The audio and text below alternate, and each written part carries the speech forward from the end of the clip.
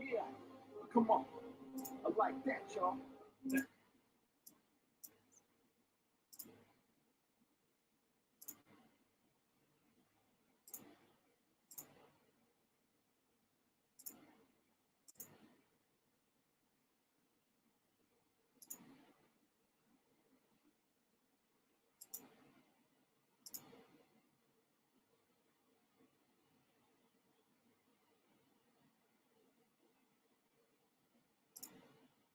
Come on.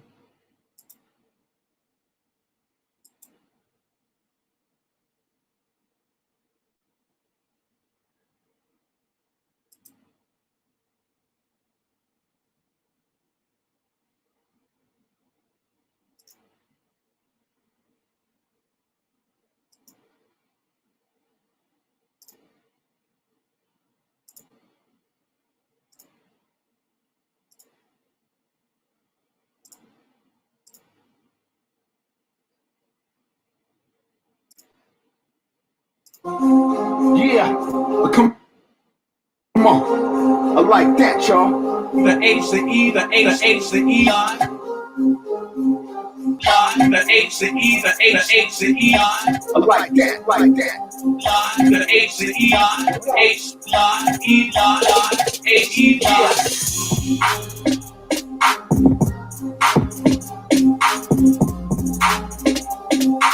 Heck yeah.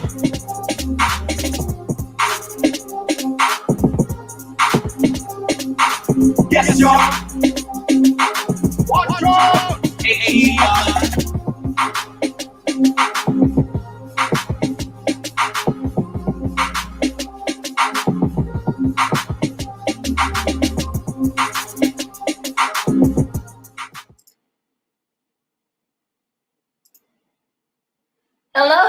Hello, everyone, and welcome to our He Live Summer Series. We're so excited to have you here with us tonight. I'm going to bring in my team coming to you from across the map. I am Isis Span coming to you from Charleston, South Carolina.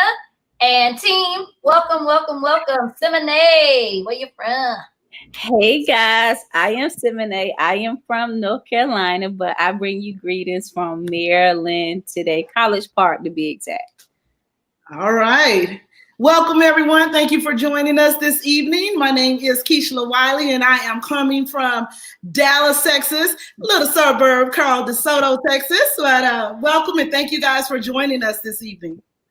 Good evening, everybody. Hi, I'm Lavetta Levels. I'm coming from Oakville, Texas, which is a little small town outside of Dallas, Texas as well. So welcome tonight. We're so glad to have you. You're in store for a wonderful treat. Today we have an awesome, amazing speaker. Our speaker tonight is Dr. Marla Dean. She's phenomenal. I'm going to tell you a little bit about Dr. Dean, and she's going to come in because we want to make sure that she has all the time that she needs. We want to know, all of you that are here, go ahead and make sure that you tell us where you're watching from. Are you from Texas, Pennsylvania, New Mexico? Last time we had someone, so many different states. So we'll go ahead and represent your state in the comments. If you're on Facebook, you're on Twitter, Periscope, wherever you are, go ahead and let us know where, what area, what town, what city you're repping. So we're excited that you're here. We want to welcome the teachers and educators and parents, elected officials, all of you here to our He Live series. Again, tonight's speaker is Dr. Marla Dean. Dr. Dean is a native Detroiter. Since 2007, she's lived in the metropolitan Washington, D.C. area, where she's been there, where she's had over 30 years of teaching and administration experience. She's had some experience with leadership in the District of Columbia, in Maryland, Michigan, and Virginia. She's been a leader. She's two-generational and whole child approaches. She's currently the CEO of Bright Beginnings Incorporated. It's a nonprofit community-based organization that operates two-generation early childhood and family learning centers for children and families experiencing homelessness in the Washington, D.C. area. Marla believes in educating the whole child with excellence and equity by ensuring each and every child is healthy, safe, engaged, and supported and challenged. She is a committed, passionate, and resolved advocate who believes in the potential of all children with over 15 years of educational leadership and nonprofit experience. However, she's most proud of her 10 years of teaching experience in Detroit public schools, where she taught high school English and government in the comprehensive neighborhood, alternative schools, and Magna High School settings. Marla has received numerous recognitions. In 2012, as a turnaround principal, Marla's middle school was selected as one of the top 10 schools internationally to participate in the Association of Supervision and Curriculum Development's Whole Child Network of Schools. ASCD established the Whole Child Network of Schools to assess the implementation and sustainability of ASCD Whole Child approach to education, which aims to establish an environment that best helps students learn and achieve. And in 2013, Marla received a Community Service Award by the Board of Education by Prince George County in her commitment to children. She's a proud member of Delta Sigma Theta Sorority Incorporated, where she serves on the Social Action Committee. Marla has served in the Eastern Region as the Eastern Region Program Manager for Delta Research and Education Foundation's Delta Teacher Efficacy Campaign, DTEC, and on the 2017-2020 DCPS Strategic Advisory Committee. Finally, Marla is a member of Leadership Greater Washington's class of 2020, and she was selected by the DC Mayor Bowser to serve on the Thrive by 5 Coordinating Council. We know who that mayor is. She's that boss mayor that decided that Black Lives Matter would be the new road in front of the White House. So we're excited to have Dr. Marla Dean.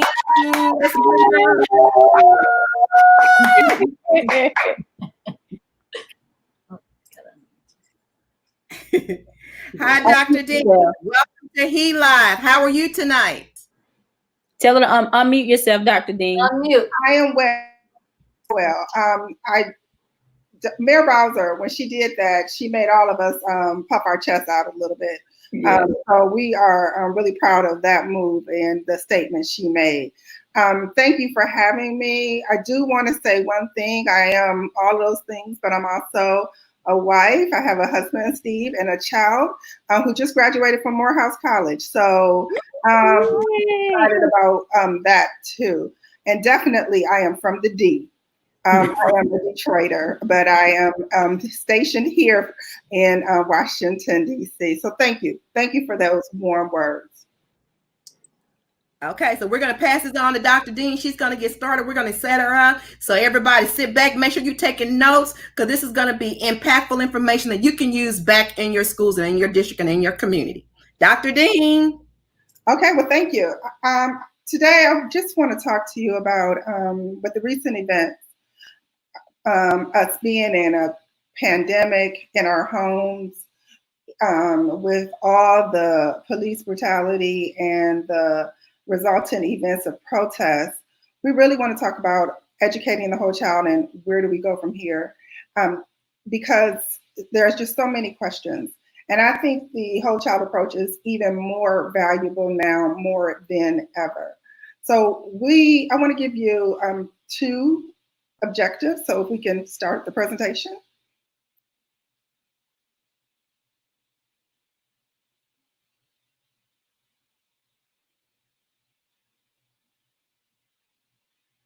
Okay, if we can move on to the next slide.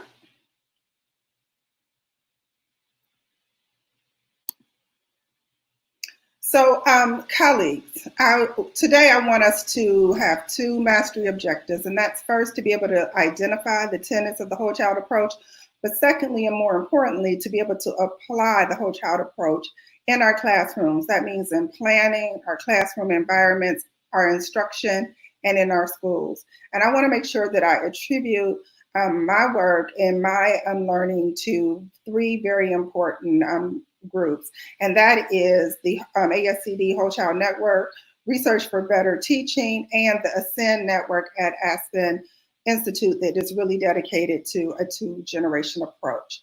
As we continue on to the essential question, the question I have now is, what do skillful leaders, teachers and leaders believe, know, and do individually and collectively to promote the learning and achievement of each and every student? You can move to the next slide. So how do we ensure that we are skillful teachers and leaders? What do we believe, know, and do individually and collectively to promote the learning and achievement of each and every student? How are we making sure that every child is healthy, safe, supported, engaged, and challenged? Next.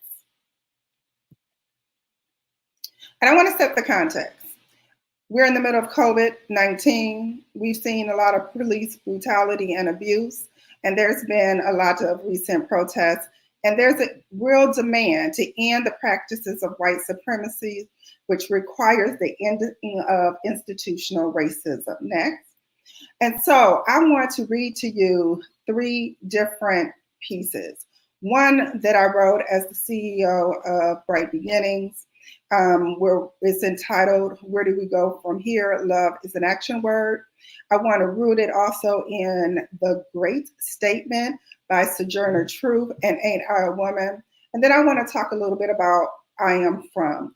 Girls Trek has been talking about daughter stories, daughters of, and I want to put up for examination I Am From, because I believe that understanding your identity is crucial to being an efficacious teacher. Next. Love is an action word. We hold these truths to be self-evident, that all men are created equal, that they are endowed by their creator with certain unalienable rights, and among these are life, liberty, and the pursuit of happiness. This comes from our U.S. States Declaration of Independence, penned on July 4th, 1776. And as we mourn the deaths of George Floyd, Breonna Taylor, and Ahmaud Arbery, and witness the resultant widespread suffering, we are left with the question, where do we go from here?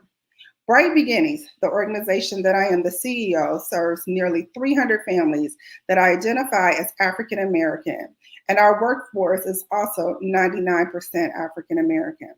To those parents who are preparing to have conversations with your young children about racism and about our country's history of systemic inequities, please draw comfort in the assurance that they are safe with us here at Bright Beginnings. We promise you that we will affirm your child every day. We will love your children and always keep them safe and nurtured when they are in our care.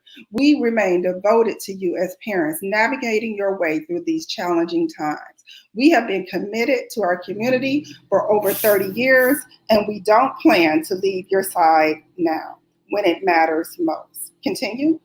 To our partners, allies, and friends, now is not the time for you to be silent. It is important that you make a personal commitment not to be quiet, but to ensure that racial equity and social justice is ingrained in your personal and professional lives. We have but one path forward, and that is extreme love. Love is an action word. It is not a warm, fuzzy feeling. Today, we must work even harder to express love to our children, families, and each other. We must press even harder in our fight against homelessness and intergenerational poverty. We must close the opportunity and educational gaps for our students. The road forward will not be easy, but we are in a time of renewal. We must all become like Phoenix, rising from the ashes of greed, oppression, and marginalization, and restore ourselves, our families, our friends, and our communities. Brighter together. The next text I want to share is with you is Sojourner's Truth, and Ain't I a Woman? That man over there says that woman needs to be helped into carriages and lift over ditches and to have the best place everywhere. Nobody ever helps me into carriages or over mud puddles or gives me any best place.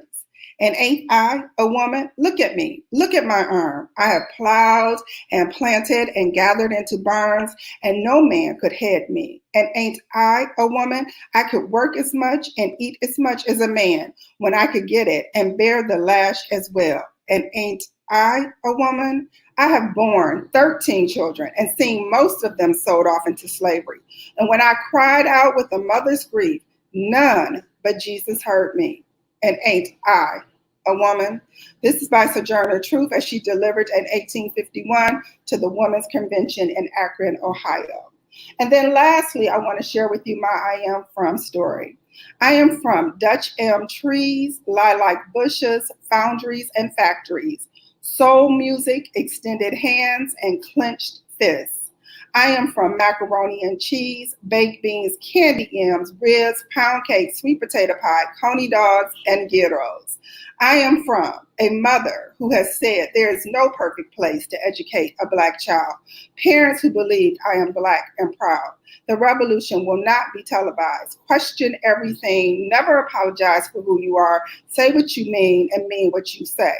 I am from the D, the Motown Sound, Birmingham, Tuskegee, Union Springs, Lowndes County, the Great Migration North, the slave plantation, and the West Coast of Africa.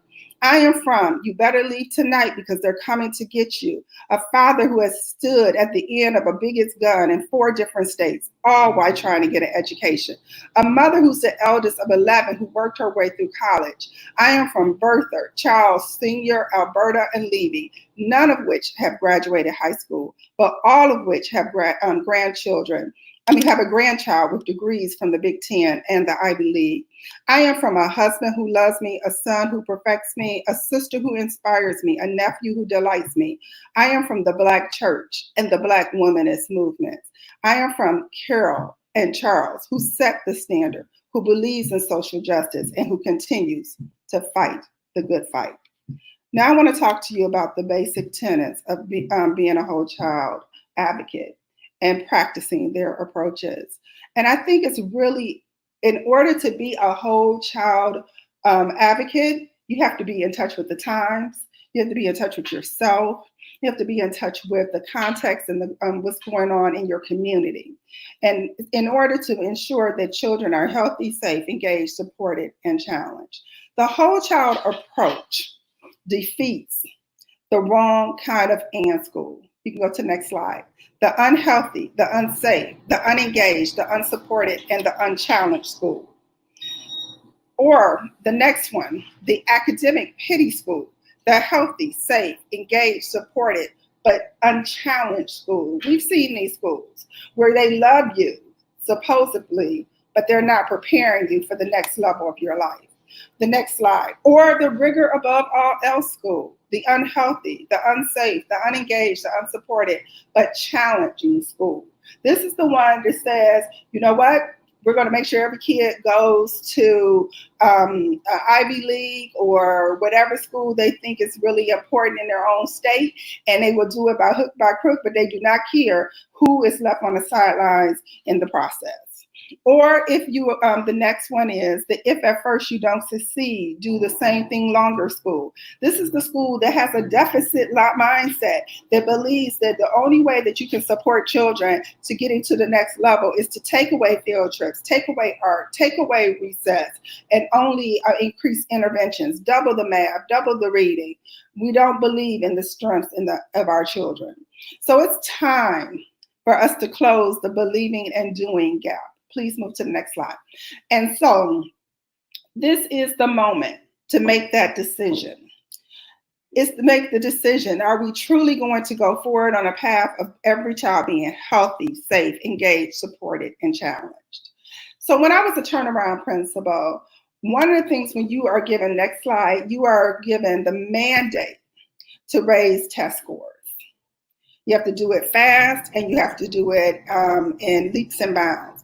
But I just did not believe that that was really what we needed for children who we call school dependent children, children who were depending on schools to advocate in their best interests. And so what we decided to do as a staff is to come up with 10 belief statements. And we took those 10 belief statements and they undergirded every decision we made. Every decision had to check back to one of these statements.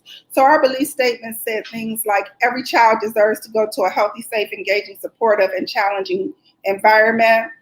Teaching school-dependent children is hard but rewarding work that requires a growth mindset, grit, perseverance, resiliency. Education is a civil right supported through a collective commitment to social justice and equity. Every child must develop the key intellectual abilities that expert thinking and complex communication demands. The schoolhouse must be differentiated in its approach and responsiveness to individual needs of students. Students are not to be punished for misbehavior, but supported in making better decisions through advisory programs, restorative practices, and peer mediation, and that an engaging, highly skilled, and effective teacher is essential in every classroom. So these were some of the things that we agreed upon that we were going to be committed to at our school. Next, and now I want to talk about the knowledge basis of a fully functioning teacher. And I say this with all sincerity. If you're not willing to be well-skilled, highly knowledgeable in these areas, do our children a favor and leave the profession now. Next one, keep going. If you're not willing to be highly skilled and knowledgeable in your academic disciplines as academic discipline and student standards, if you're not willing to have be highly skilled in general pedagogical knowledge and skills, which includes curriculum planning, motivation, instructional strategies, and management, or classroom management, or the behaviors of individuals in effective organizations, if you're not willing to abide by norms, understand how to run effective meetings, how to have collaborative decision-making, strong communications skills, team building against administrators, administrators against teachers, administrators against students, if you're not willing to develop deep content-specific pedagogy in your methods, your materials, your examples, understanding the widely held misconceptions of your particular content area, understanding the analogies that must be taught to help students transfer their new and novel knowledge their newly acquired knowledge to a new and novel situation, and be able to tell the stories, the context of your particular knowledge area, to connect those stories to their cultural context, then you are not a truly high-functioning teacher. If you're not willing to engage and involve parents and guardians and know that they are indeed the first teachers of children and respect that role, then you're not a fully functioning teacher. And if you're not willing to understand children and their differences, their cognitive differences, their affective differences, their cultural differences, their personal experiences, their learning and thinking styles, then you are not a highly functioning teacher. And that's okay if you don't have all this right now. But if you're unwilling to do this deep work, then it's not okay to do that and impede and hurt the lives of our children. So leave the profession now. Next slide. So what's behind the whole child philosophy? You can move to the next. Yeah, thank you. And it's based on Maslow's hierarchy of needs: the psychological needs, the safety needs, the social needs, the esteem needs, the self-actualization. Psychological, healthy; safety, safe; social, supported; esteem, engaged; and self-actualization, challenged. It's also rooted in Howard Gardner's belief that every child in their each and own right is brilliant, that they have multiple types of intelligence, and we don't value one type of intelligence over another. When I was a assistant principal, or some weird title called executive associate principal in Virginia, I used to say all the time, "Oh, this child was brilliant." And one of my teachers said, "This child is mildly cognitively impaired. How do you say that? If you can't find the brilliance in each and every one of your children, then you have not dug deep enough. You have not thought about them as human. You don't see their humanity. Every child is brilliant." Next one. It's also around a strength-based lens and not a deficit lens. What are their strengths, and how do you build upon that? How do you use their strengths as bridges to learning and not as a barrier? Next one. How do you motivate them? What are they motivated by? Are they motivated by power, independence, curiosity, acceptance, order, honor, idealism, social contact, family, vengeance? Some kids are motivated by vengeance, and you can harness that. Romance, physical activity, tranquility. Some kids want peace. How do you provide that in your classroom and harness what motivates them? These are all the things that undergirds a whole child philosophy. So let's talk specifically at this time about each one of the tenets and what it looks like in practice. A whole child school understands, the school leaders understand that physical education, art, music, and dance classes are just as important as math, science, English, and social studies and language, world languages.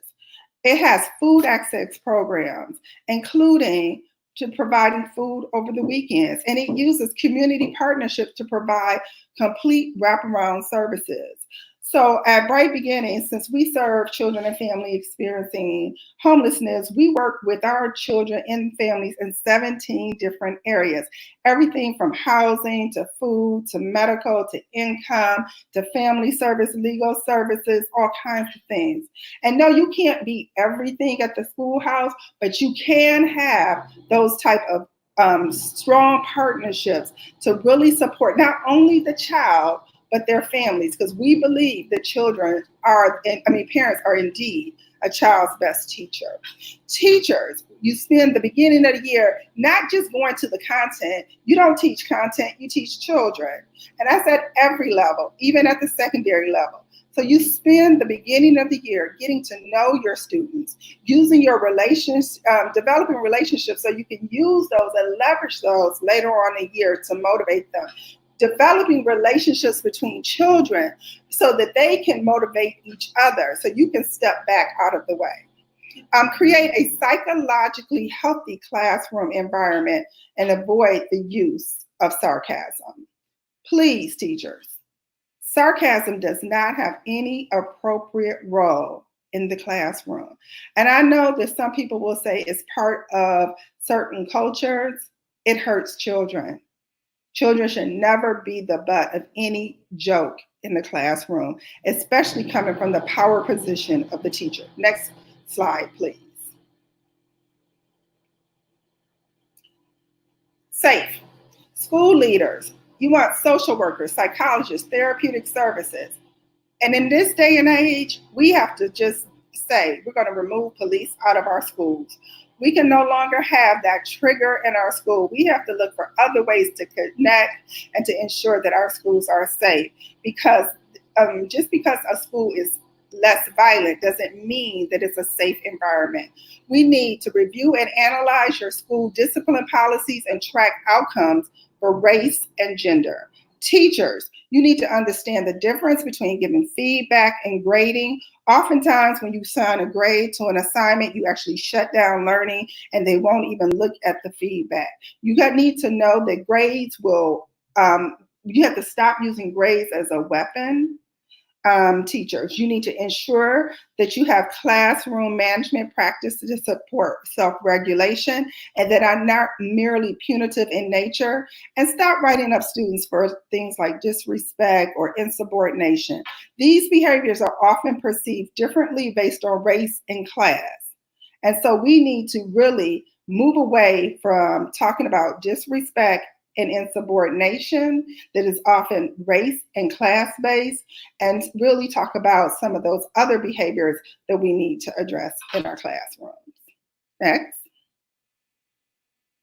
Engaged. Ensure that school leaders, please ensure that your school uses culturally relevant curriculum.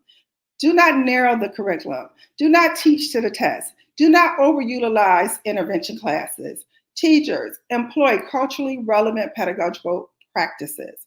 Develop rapport and relationships. Rules without relationships equals rebellion. So you must develop relationships with your students. Know and understand your own identity. That is the only way that you can know and understand the identities of your children. Ensure opportunities that include both cognitive and affective engagement. A lot of times when we think about engagement, we're like, how excited? No, are their brains sweating also? Are they making new connections to their prior knowledge? Are they making meaning with what they're learning? And then finally, well, not finally, the next one, supported. School leaders, pay attention to the health, to teacher health and wellness. This is a hard profession.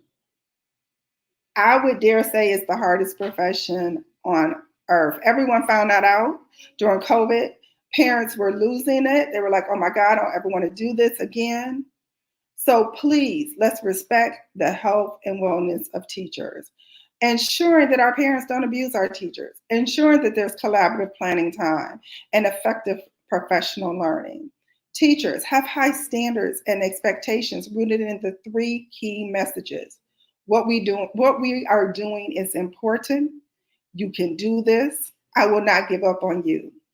Teachers, we need to eliminate the hidden curriculum by the use of criteria for successes and rubrics. Children should not be trying to figure out what you have in your brain. Make it clear and plain to them so that they can reach the goal that you have set before them. Next one, our final one, challenge. School leaders, use a strength-based lens and not a deficit-based lens. Provide specific and descriptive feedback to teachers. Ensure curriculum supports expert thinking and complex communication. We live in a world now where routine practices are just not going to be supported in our economy.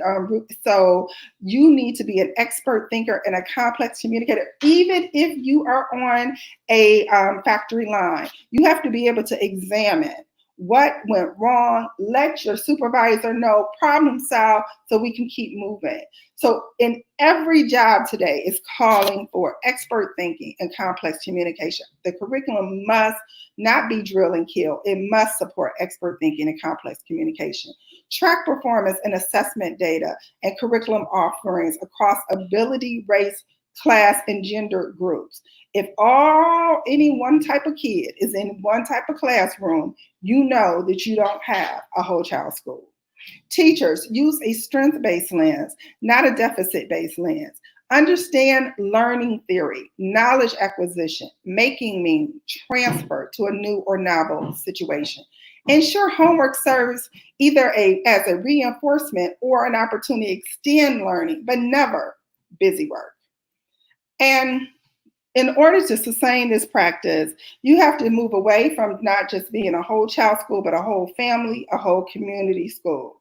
And that means that you have to work with parents in your community and leveraging and developing social capital, really paying attention to your community health and well-being, leveraging their economic assets, support their financial capacity, making sure that we're participating in asset building activities, making sure that you're providing post-secondary and employment pathways for the family. And what do I mean by that? We know that children learn at the rate that their teachers learn. If their teachers are learning, children are learning. The same thing applies at home.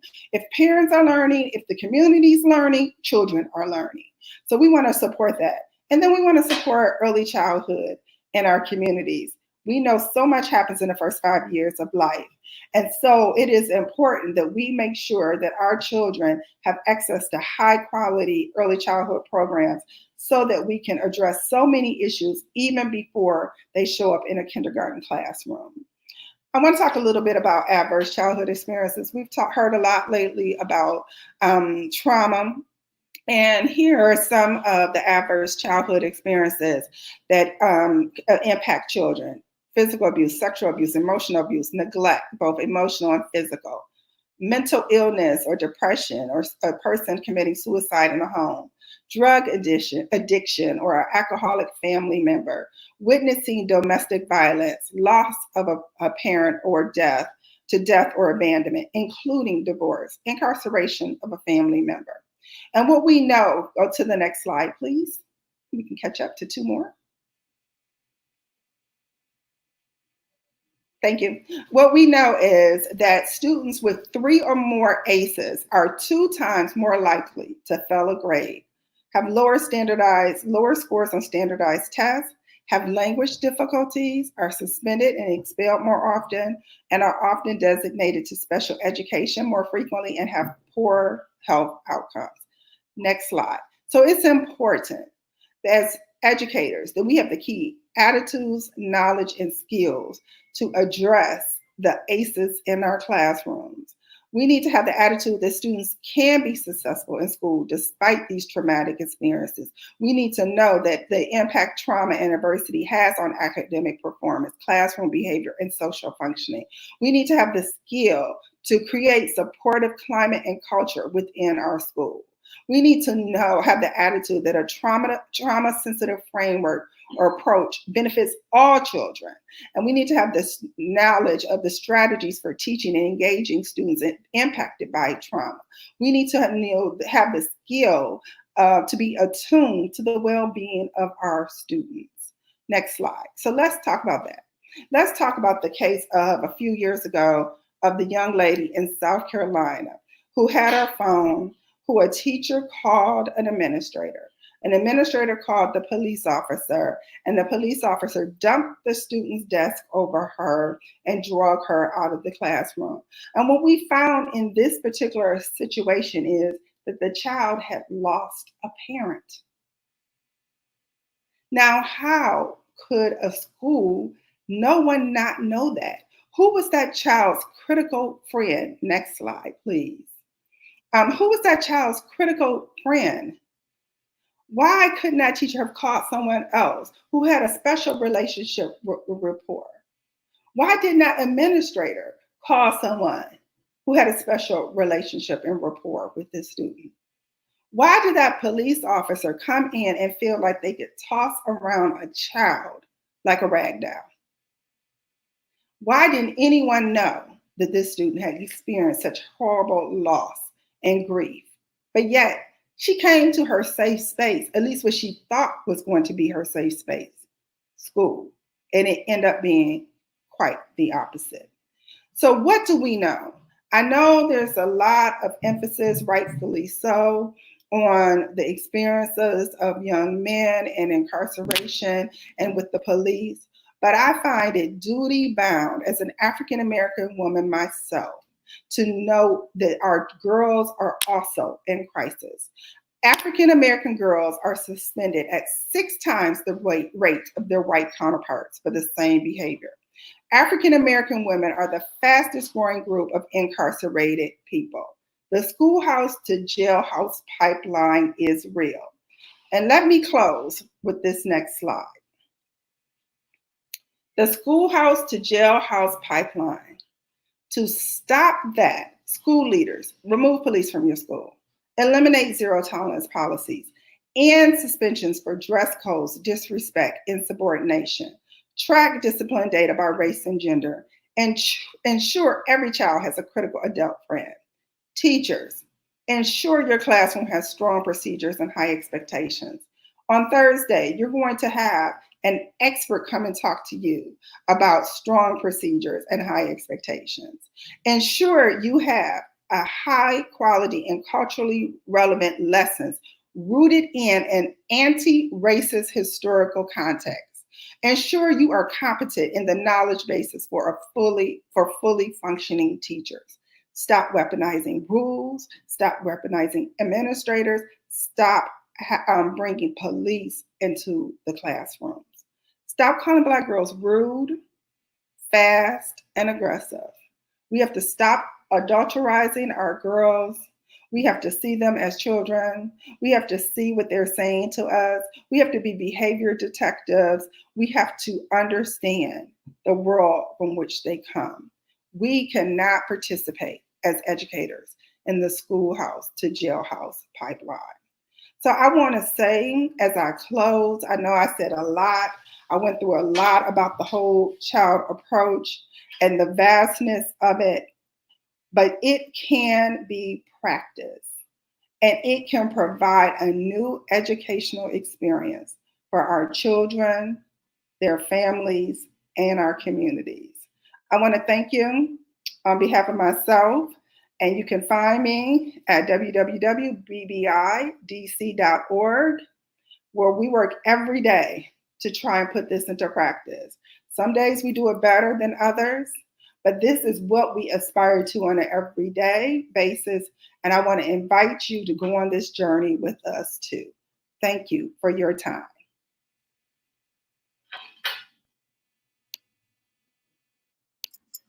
Thank you so much, Dr. Dean. It was, let me tell you, it was tough to click you through because I was really trying to take notes and soak it all in. And I cannot wait to watch this replay 4 or 5 times because it just put a lot of things back into perspective for me. You have tons and tons of comments. I didn't want to put them on the screen because I didn't want to block what you were reading, but they're going all in, right? They're talking about the engagement, the advocacy, really making sure that we're pouring into our students, into our families. I never really thought about just how important it is to make sure that the family is whole. And I really started thinking about it now, and just when you put it into those words of just the trauma that they go through and the things that they experience as 4 and 5-year-olds, right? And we expect them to come into the classroom and just be all in and completely engaged. So I thank you so much for delivering this message, especially to the educators out there. And prayerfully, we look at our children in a different lens and look at our families in a different lens as we move into the fall and the summer learning and teaching that we'll be doing. So thank you so much, so much for this. And Keishla, I'm going to bring her back in so we can take some questions and move into our Q&A time.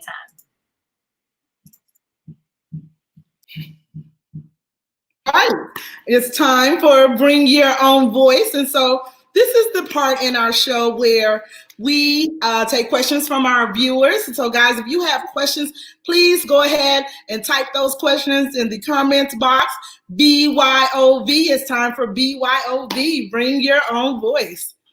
Again, Dr. Dean, thank you for the information you shared. I, like Isis, took a ton of notes, made a ton of comments, so I'm excited to look back on the replay and see receive more information.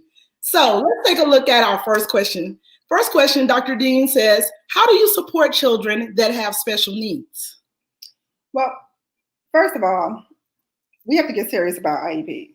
IEPs have to be individualized plans. Now, I know you're thinking, I have a classroom full of 30 children. I cannot provide individualized support for every child at every moment.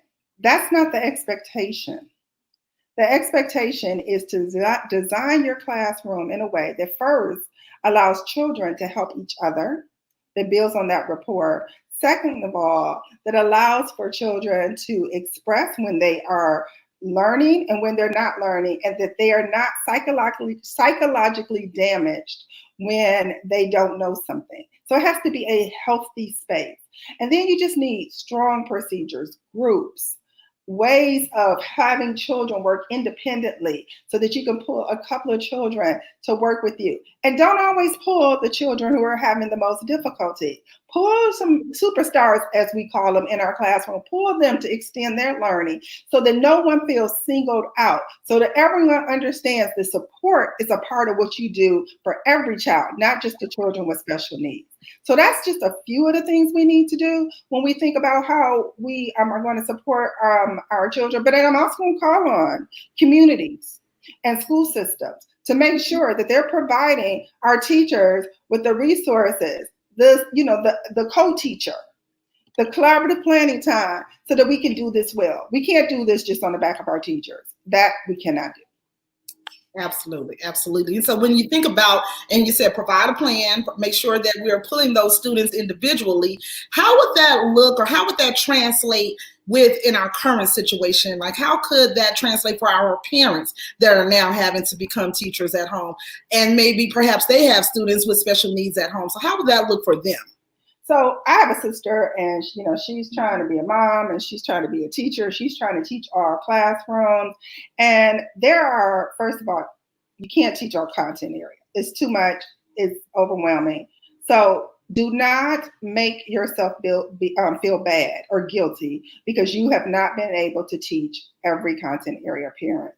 Let's just begin with that. This was a national experiment. And so no one should feel guilty about what they've been able to accomplish or not accomplish. The main thing I want parents to do in this time is to make sure that their children do not get turned off from learning. Absolutely. Continue to make learning fun and interesting, and the rest will bounce back over time.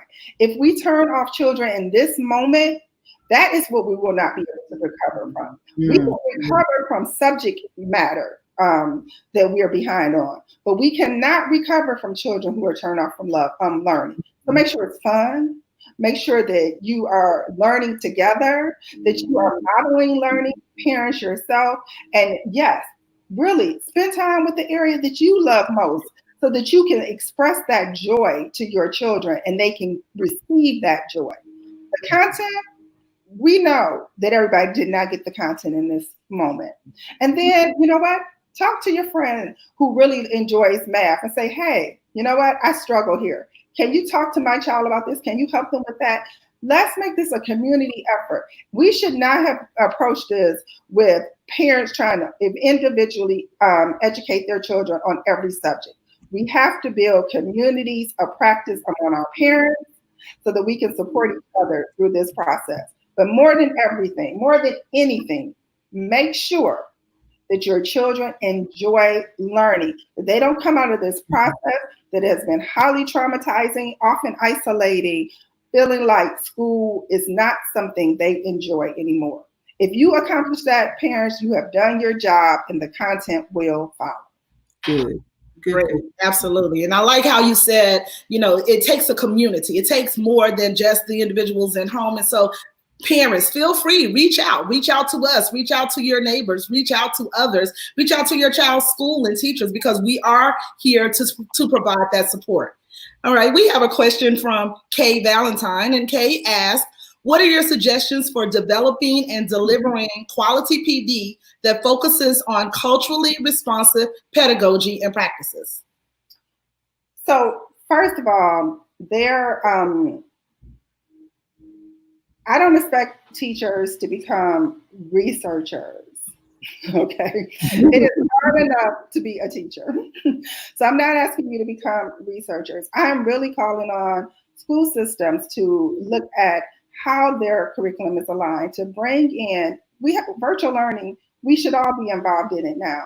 That we should be looking at some people who are like Chris Ingen from Columbia University, who talks about culturally relevant practices in math and science. Look at a webinar. Listen to it on your way to work. Think about it. Build your knowledge base. Don't feel like you have to be reading everything. It's just too much to consume. But if you start from the basis of who am I? What are my blind spots? Who are my children? What are their needs? What motivates them? What are some shiny examples from their culture and their communities, both present and past, and infuse that into your current lessons, then you are already beginning the journey of making it culturally relevant. Good. Absolutely. Very good. Very good. Thank you. Thank you for sharing that with us. And I think we have time for one more question. All right. We'll take this question from Tasha Clay Frazier. I got to go ahead and say shout out. That's my line sister. Hey, Tasha. Okay. What do you think? What do you think our first course of action should be on the return of school to meet the emotional needs of the students and teachers? We have to take inventory of the experiences that our children had when we return. We have to have conversations, age-appropriate conversations about the experiences they had during this time. We don't know, and we can't assume that someone has processed all of this with them. And so we have to process this with our children. We have to make sure that we are addressing that emotional, that need of safety, that health need first, before we even begin the process of going back to content. So if you start the first day with the syllabus, you are starting wrong. You are starting the first day talking about building community, and how that is how you start a school year. And you need to do that even more so, not just the first day. Yes. When I was a teacher in Detroit, the first week, we didn't even go inside. I went outside. We did all these team building exercises. We talked about our dreams. We spread out across the field like it was the globe, the whole earth. Where do you want to be right now? And tell me why. Why do you want to be in South Africa? Why do you want to be in Greece? We spread across the whole, we talked about dreams. We have to make sure our children have dreams, that they're tapped into those dreams, and that we have built community, which means building safety, long before we ease back into content. If we don't do that, we are doing a disservice to them, and we're furthering any damage to them. So that's where you start. Start there. Do not start with content. Build community. It is Absolutely.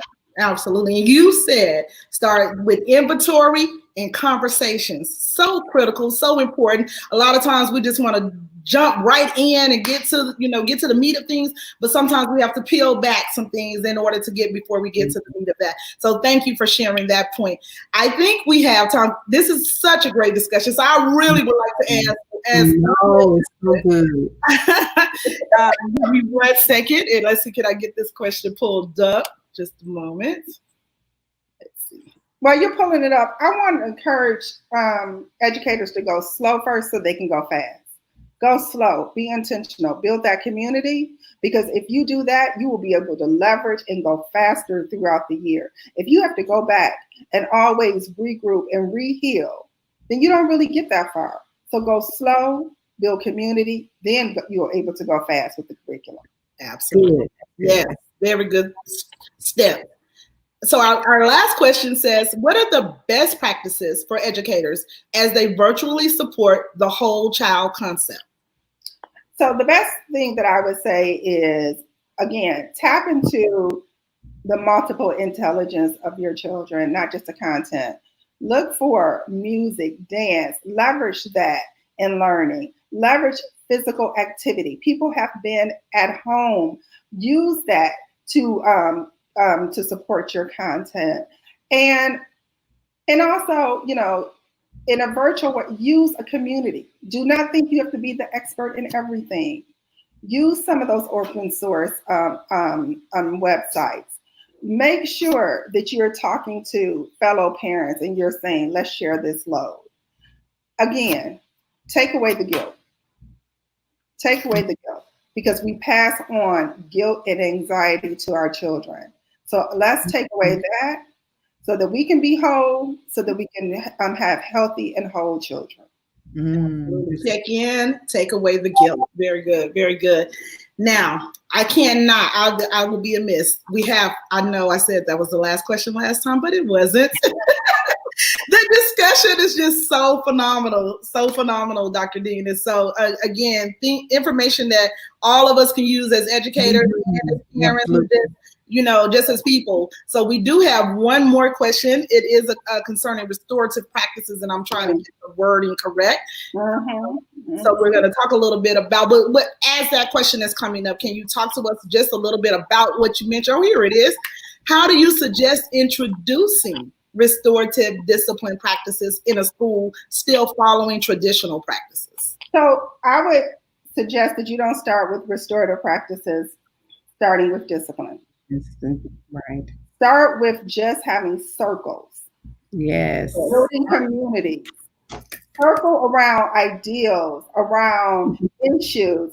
Build community. Make that a practice in your school, that you discuss things, that you think through things, and then you can take it to a conflict situation. Don't start with conflict first and try and implement restorative practices. Start with circles first around those types of issues to build community, so that when there is a conflict, that people know how to talk to each other. They have developed empathy, they have developed active listening skills, and they will be able to transfer that to situations where we're talking about discipline. So let's not start with the hardest situation first. Let's start with one where we can all buy into, and then use that knowledge acquisition. Help children. The same way everybody learns anything is you have to give new knowledge, make meaning, and then apply it to a new novel situation. So the new knowledge is, what is a circle and why do we use it? How do we make meaning in circles with each other? How do we build upon and learn interdependence with each other? And then you can move it to a new or novel situation, which is the disciplinary situation where you actually have conflict. That's where I suggest you start. Great response. And guys, if you're not familiar with circles, please go and look it up. It is a critical part to us moving forward with our students in the future. And so it's something that I encourage for every campus to implement on their campus. So again, the circles before the restorative practice. Thank you, Dr. Dean. Thank you, Dr. Dean. At this time, I'm going to turn it over to Simone. Thank you. Dr. Dean, we have been highly educated and blessed. And personally, I was telling the ladies that I want to be a better teacher, that this has provoked me to be a better teacher. So thank you so much. We want to present you with a certificate of appreciation for participating in the He Live Summer Program. You have truly, I can speak personally, you've impacted my life tonight. So thank you so much for sharing your expertise. Thank you so much for sharing your knowledge. And we greatly appreciate everything that you shared with us tonight. Thank you. Very humbling. Thank you. You're welcome. Thank you guys so much. Again, Dr. Marla Dean, I have learned just as much as anyone that's watching and listening tonight. And it was a refresher for a lot of us, just giving us the extra time to reflect on ourselves and what we do as educators, what I even do as a parent, just thinking about, the different energy and the vibes that I give off to my children that then have to go and learn. So it was just a wealth of knowledge. Thank you so much again. And I will, so if you have joined us tonight, we do have a survey that we would like you to complete. I will put that information for our survey inside of the comments. You can also see the link here, and I'll also include the link inside of our comments so that you can complete the survey. And Keishla, are you ready? I am ready. I have to go back next week, guys. Next week, sorry. We do have Shalonda coming on to talk about the power. Wonderful wealth of knowledge that Dr. Dean presented to us tonight. Shalonda's gonna come on Thursday and wrap it up and put it in a nice, pretty bow and really teach you how to execute everything that you learned about tonight so that you can make the best learning environment for the children and the families that you serve. So apologize, I had to rewind. Go back and to give you guys out that information. So the survey tonight to give us feedback on, you know, ways that we can improve, continue to serve you guys and give you the best information, and come back on Thursday so that you can learn how to really make your procedures powerful for the students that you are serving. Now, Keishla. All right. Well, guys, you all know that as Isis mentioned, the survey. So we're asking you to fill out the survey. For those of you who are filling out the surveys, what we're doing is we're giving away a $10 gift card, well, 2 $10 gift cards each night for every participant. Not every participant, that is it. Every participant is entered into a drawing. So your name, it could be selected for that $10 gift card. And so we're going to draw from surveys from Thursday, June 4th. So at this time, all right, we're going to hit the wheel and let's see who our winners are from Thursday, June 4th. Our first winner is Deanna Klingman. Congratulations, our first winner. And our second winner is Kelly Clay. Congratulations, Deanna. Congratulations, Kelly. You guys, please be sure to go ahead and fill out the survey so that your name can be entered into next week's drawing. And thank you. Awesome. Hi, everyone. We want to thank Dr. Dean again for being a phenomenal speaker. She continues to share knowledge and wisdom. And what, you know, a fun fact about Dr. Dean is my cousin. Family here. And so I've had the privilege to work behind her, aside her, underneath her. She's an amazing educator and administrator, and I'm just privileged to call her my friend because she's the person that if you have a question about something, I don't care who you are. If you're a teacher, contact Dr. Dean. She doesn't mind helping you. So if you feel like you have a connection, you want more information, like she said, go to her website and contact her. She's the kind of an educator that she loves children so much that she's willing to help you to make sure that your children are taken care of no matter where you are in the country. So shout out to everybody from Vegas to LA to Detroit to Texas. We see everybody everywhere. So shout out to everybody. We see you. We're going to close now. Remember, on Thursday, we are back here Thursday night, same time with Miss Shalonda Soroyer. And we're going to share with you a video that's going to show you what we've done in the 6 states that have worked with the Tag Your It program. So again, Dr. Dean, to the He Live team, thank you. Dr. Craig, love to you. And we'll see everybody on Thursday. Bye. Bye.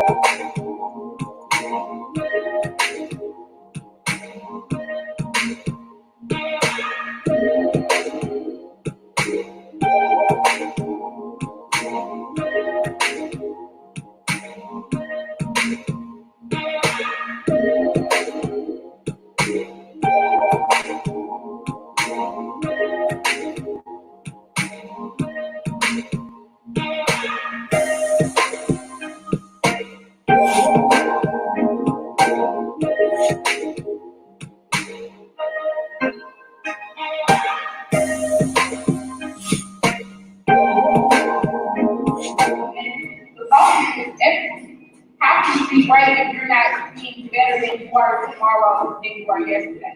So let's be called off. Just be better, be comfortable, knowledge, comfortable, aware.